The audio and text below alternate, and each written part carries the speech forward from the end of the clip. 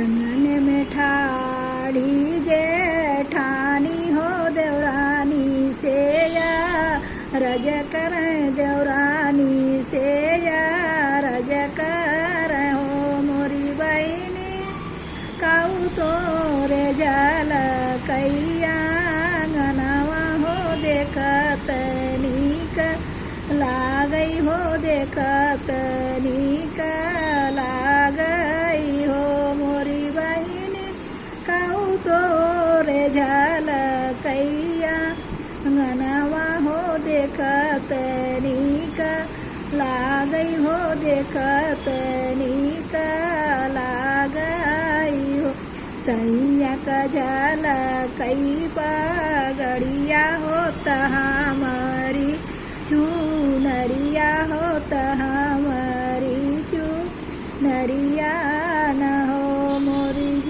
जी ननदी का जल कैलू तुरिया हो देखत नीक लागई हो देखत नीक लागई हो मोरी जी ननदी का जल कैलू तुरिया हो देखत नीक लागई हो देखत नीक लागई हो।